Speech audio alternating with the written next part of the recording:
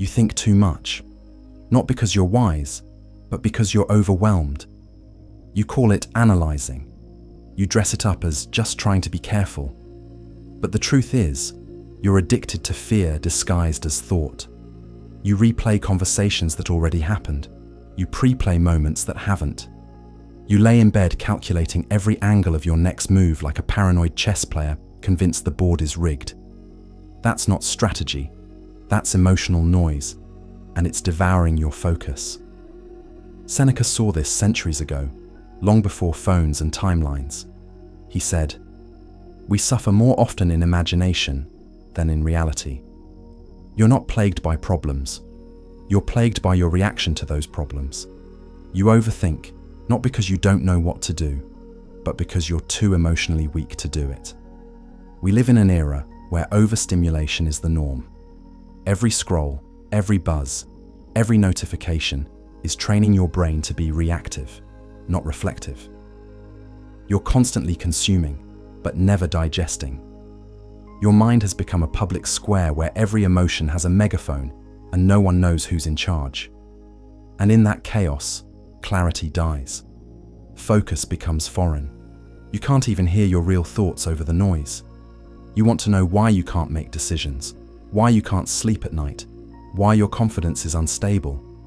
It's because your mind is loud. And a loud mind can't lead, it can't love, it can't build. It can only tremble in the echo chamber of its own emotional drama. Let me put it like this. Overthinking is cowardice wearing a crown. It feels noble, it feels responsible, it feels intelligent. But it's just fear. Fear of loss, fear of failure, fear of judgment, fear that you'll mess up, miss out, or be misunderstood. So instead of acting, you rehearse pain before it happens. You fantasize about disaster in high definition, hoping that by running the scenario enough times, you'll somehow avoid the blow. But you won't. Life doesn't wait for your mental committee to reach consensus. The world doesn't care how many times you've worried about something. It only responds to movement. And every second you spend spiraling in your own head is a second stolen from your power. Seneca warned us, a man who doesn't control his emotions will become a slave to his thoughts. You think you're being cautious, but really, you're being controlled. Controlled by impulses, controlled by shame, controlled by past wounds that whisper doubts into every decision you try to make. You've let emotions become facts. You've confused feeling anxious with being under attack. You've let your brain become a battlefield where every stray emotion gets treated like an authority figure. That's not introspection, that's mental slavery. And the worst part? You've normalized it. Your mind wasn't built to run like this. It was designed for precision, not panic. But when you feed it chaos, it mirrors chaos. You give it constant stimulation, and it loses its appetite for stillness. You feed it gossip, porn, noise, rage, and then wonder why it won't shut up when you need to sleep. Wonder why you can't hear your instincts. Wonder why your intuition feels muffled. The answer is simple. You don't have a thinking problem. You have a noise problem. And until you kill the noise, you'll never hear the signal, the mission, the truth, yourself. The men who lead, who build, who dominate. They don't sit around running mental simulations all day. They act, they adjust, they move. Stillness doesn't mean inaction. It means a calm center in the middle of chaos. It means having the emotional discipline to see clearly while the world shakes. You overthink because you haven't trained your emotions to shut up when it's time to focus. Your mind is running on default, reacting to every memory, every worry, every comment from some stranger on a screen. And in that reactivity, your life is being dictated to you instead of by you.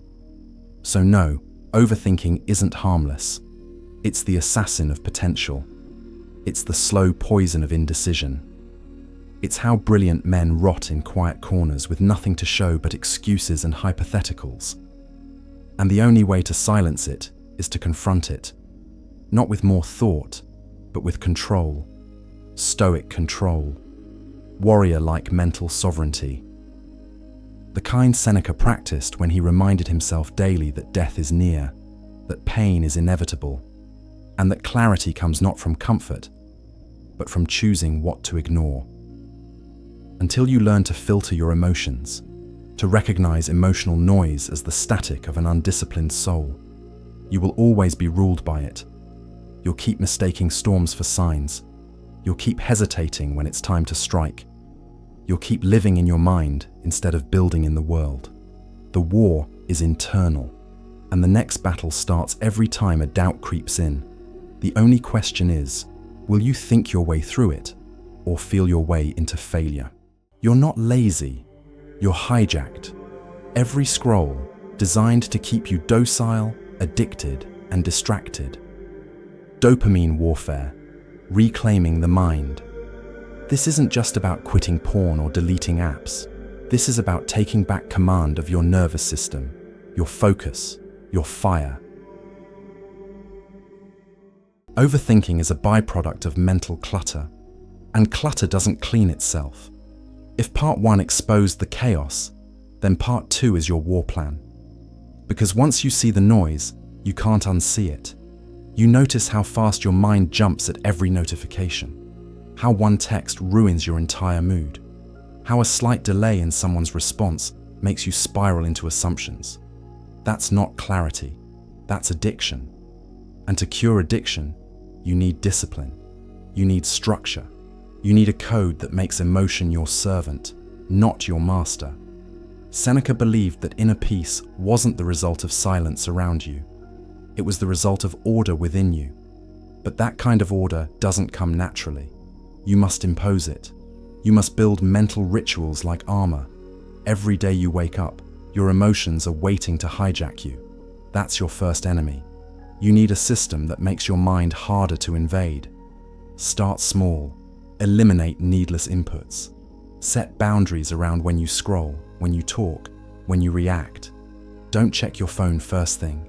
Don't chase stimulation. Fast from opinions. Fast from noise. Let your brain remember what silence feels like. You need mental fasting like your body needs clean water. No man can focus if his brain is constantly digesting trash. So shut it off. Give yourself no input hours and treat them like sacred ground.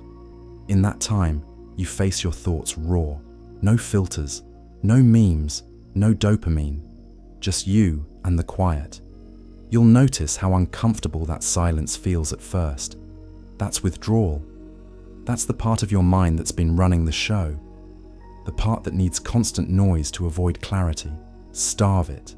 Let it die. Let your real mind re-emerge from beneath it. Then, take action. Stoics didn't just meditate.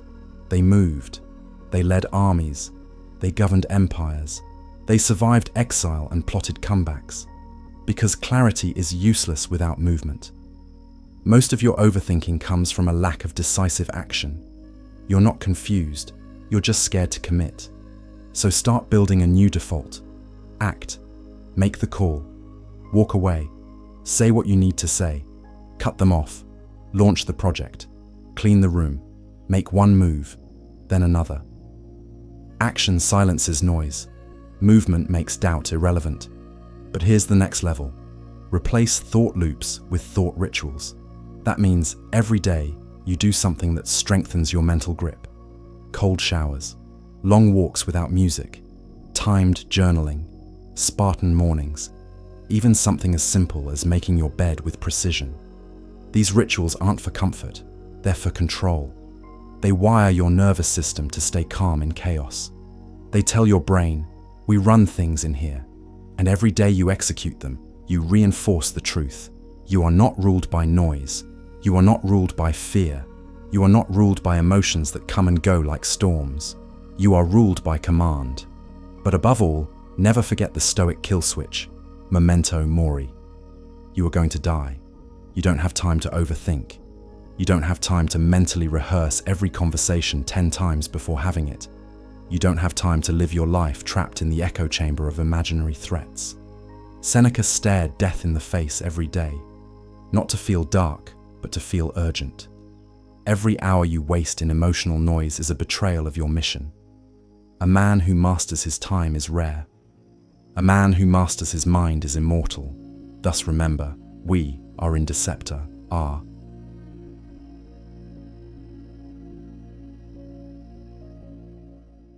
What if everything you chase is what's weakening you? What if pleasure isn't reward, but a trap? And what if desire itself was the enemy all along? Death of desire, the Stoic's path to cold clarity. This is not a guide. This is not self-help. This is war. Kill the need. Master the mind.